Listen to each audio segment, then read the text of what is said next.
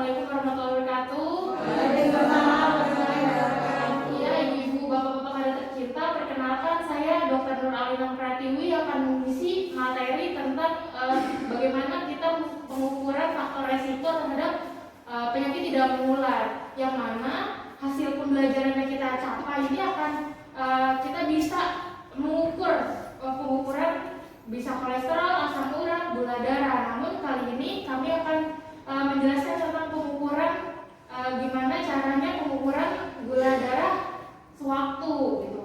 Ada yang tahu nggak ibu bapak gula darah sewaktu itu apa? Mengukurnya seperti apa? Pernah ada yang lakuin? Belum. Ya, jadi gula darah sewaktu itu indikator gula darah kita yang ada di tubuh. Semakin dia tinggi, semakin jelek gitu. Jadi harus normal. Yang mana normalnya kalau gula darah sewaktu itu kurang dari 200. Pertama kita harus mempersiapkan alatnya dulu. Kita harus punya glucose, kapas, lancet ya ibu bapak. Kemudian nanti pada saat pasien, pastikan pasiennya lagi nggak puasa, dia udah makan kira-kira 2 jam. Kemudian setelah persiapan alat langsung kita tusukkan. Pertama di alkohol swab dulu, alkohol swab, kemudian ditusukkan. Nah, tusukan yang pertama itu kita keringkan dulu terhadap tisu ya Bapak Ibu, soalnya dia mengandung alkohol. Habis itu kita keringkan, kita pencet lagi. Darah yang kedua itu kan kita ambil sebagai hasil gula darah waktu seperti itu Bapak Ibu. Nah, kemudian nanti hasilnya apabila kurang dari 200 berarti bagus. Tapi kalau misalkan lebih dari 200 harus dilakukan rujukan kepada tenaga kesehatan, akan diberikan pengobatan lebih lanjut atau edukasi lebih lanjut seperti itu. Demikian tentang penyuluhan saya tentang pemeriksaan gula darah sewaktu. Ada yang mau ditanyakan Bapak Ibu sekalian? Ada yang masih bingung-bingung? Ada. Apa? Ya. Bagaimana ini dikatakan bahwa gula darahnya tinggi? Oh, tadi seperti yang saya sudah jelaskan, apabila dia tidak puasa, gula darahnya itu lebih dari 200 gitu. Tapi kalau kurang dari 70 pun itu membahayakan. Jadi kisarannya itu 70 sampai kurang dari 200 ya Bapak Ibu gitu. Jadi kalau misalkan memang ada 200 dan kemudian ada gejala klasik diabetes, itu dirujuk aja, dikonsulkan seperti itu. Mungkin itu aja pertanyaan yang bisa diajukan kepada saya karena waktu terbatas. Terima kasih. Assalamualaikum warahmatullahi wabarakatuh. Selamat pagi. Pagi, luar biasa. Semangat. Oke, pada hari ini saya akan membawakan materi yaitu pelatihan tentang aplikasi sehat, yaitu ASIF, tentang deteksi dini penyakit tidak menular. Nama saya Ramayanti Bisan, saya penanggung jawab program penyakit tidak menular di Puskesmas Katunggaya.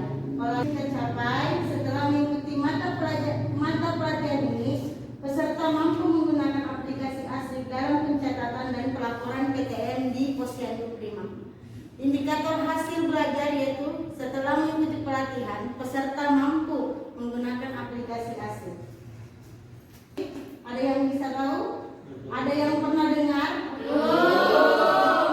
Jadi aplikasi ASIF itu adalah sebuah aplikasi yang digunakan untuk input data, monitoring data perkembangan pasien di pelayanan puskesmas, khususnya bagi penyakit tidak menular. Di sini pertama-tama kita lakukan pendaftaran, yaitu masukkan, kita unduh dulu. Setelah unduh di Play Store, kita klik daftar, baru kemudian isi data diri, kemudian simpan. Setelah pendaftaran, seperti ini tadi, mendaftar, kemudian pilih karena ibu sebagai kader, ibu dan bapak sebagai kader, jadi pilihannya di sini nanti ada kader. Oke, lanjut. Setelah itu isi data diri, nik, nomor HP, nomor WA dengan lengkap. Kemudian setelah itu kita bisa masuk di aplikasi ASIF, yaitu nanti setelah memasukkan nomor WA nanti ada kode OTP yang akan masuk di nomor WhatsApp. Jadi nomor tersebut dimasukkan, kemudian bisa masuk di aplikasi ini. Jadi karena kita ingin screening PTM, jadi kita pilih screening PTM.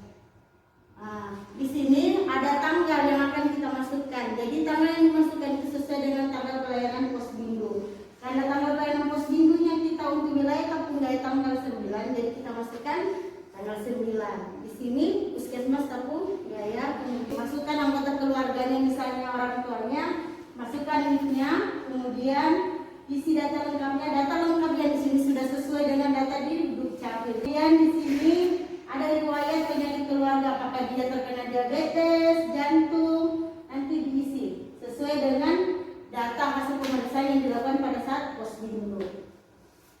Kemudian ada faktor resiko yang berhubungan dengan aktivitasnya. Apakah di sini akan muncul hasilnya setelah dilakukan pemeriksaan tadi? Di sini ada hasil yang akan kita dapat. Apakah dia kayak tadi misalnya dia biasa terpapar rokok, berarti harus hindari paparan dari asap rokok. Dan praktek dengan cara penggunaan aplikasi asik. Oke, terima kasih. Assalamualaikum warahmatullahi wabarakatuh.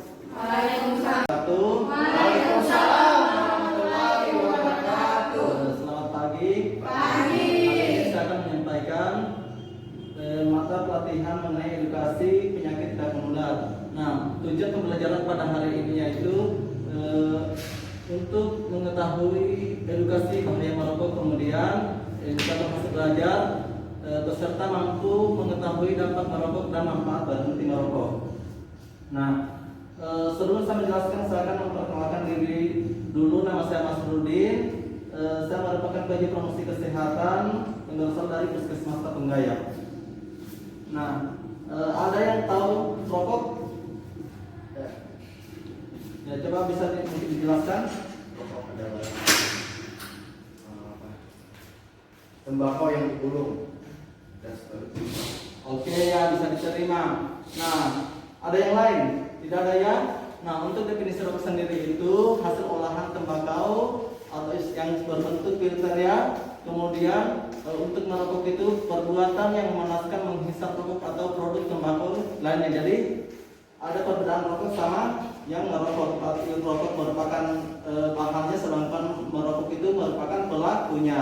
Nah, sedangkan ada yang tahu cara berhenti merokok? Atau ya? Jangan sekali rokok. Oh ya, bisa diterima. Nah, ada juga saya bisa tambahkan cara berhenti merokok itu harus berasal dari individu masing-masingnya. Kita harus mengetahui apa sih bahaya rokok, apa manfaat rokok ya. Jadi kita harus sadari dari dirinya kita sendiri. Kemudian bahaya rokok juga itu banyak menimbulkan berbagai macam penyakit, khususnya untuk penyakit tidak menular, bisa menyebabkan kanker dan naiknya tekanan darah atau penyebab seperti hipertensi. Ada yang mau ditanyakan sampai hari ini? Sudah jelas. Sudah jelas? Ya cukup penjelasan saya hari ini. Assalamualaikum warahmatullahi wabarakatuh.